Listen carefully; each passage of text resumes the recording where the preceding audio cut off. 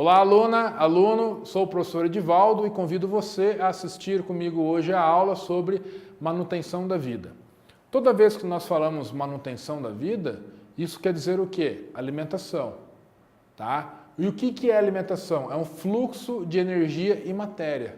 Mas o que tem a ver, professor, fluxo de energia e alimentação? Quando nós nos alimentamos, a gente está ingerindo o quê? Um outro ser vivo, que esse se alimentou de outro e assim sequentemente. Então, esse é o fluxo de energia, tá? É um organismo se alimentando para nutrir outro.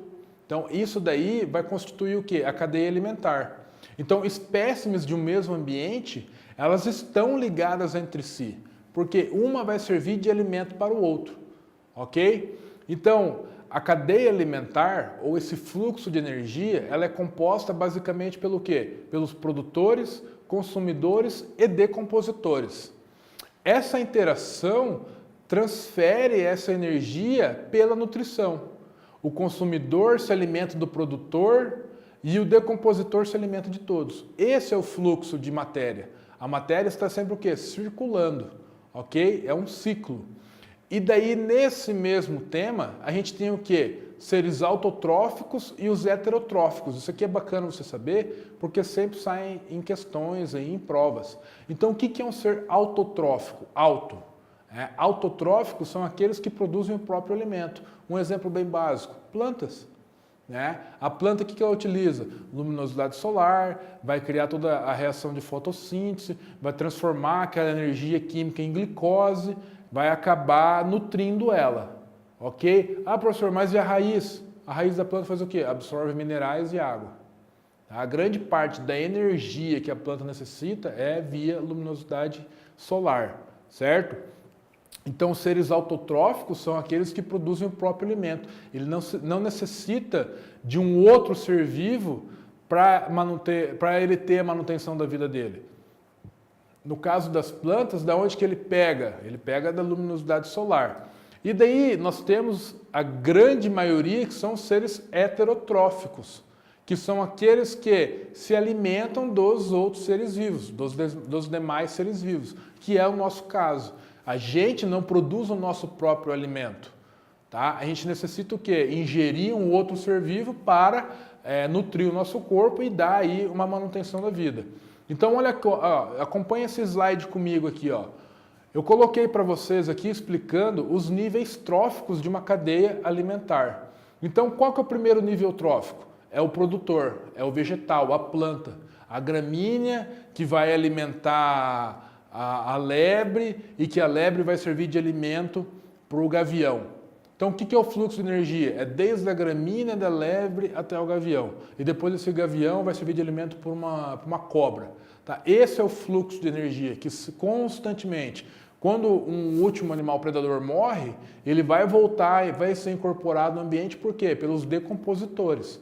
Ok? O segundo nível trófico, quem que habita ali, quem que está localizado ali? Consumidores primários, basicamente os herbívoros.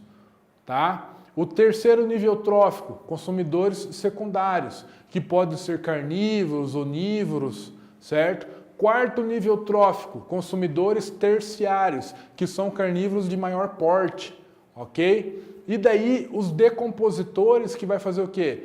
Reciclam todo esse nutriente, tá? Todos esses nutrientes são reciclados via decompositores, incorporando novamente, esse fluxo energético no meio natural, tá? Então, o decompositor, ele vai agir em todos os níveis. Nessa figura aqui, ó, a gente consegue acompanhar a base, que vai ser sempre os produtores, daí o segundo e o terceiro nível de consumidores primários, secundários, e o último nível ali, o consumidor final, os carnívoros de maior porte, os consumidores terciários. E do lado, olha, a conchave mostrando que os decompositores, eles agem em qualquer nível trófico. Tá? O decompositor, a função dele é o quê? Incorporar aquela matéria orgânica, que um dia foi um ser vivo, ao ambiente novamente, certo? Então aqui, ó, nessa figura a gente consegue observar bem essa questão de fluxo de energia. Nós temos o ser autotrófico, lembra? Autotrófico, aquele que produz o próprio alimento, a planta, ele é um produtor.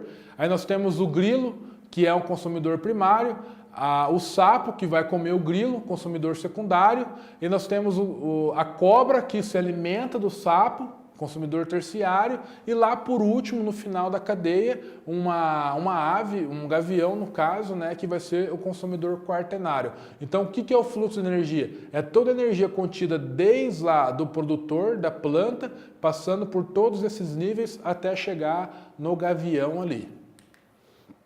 Só para situar você, eu citei aqui no slide, né, herbívoro, quando a gente fala animal herbívoro, é aquele que se alimenta somente de proteína vegetal, ok? Quando eu falo onívoro, é aquele que se alimenta tanto de proteína vegetal quanto proteína animal. E o carnívoro, ele se alimenta somente de proteína animal. Essas aqui são os principais hábitos alimentares dos animais.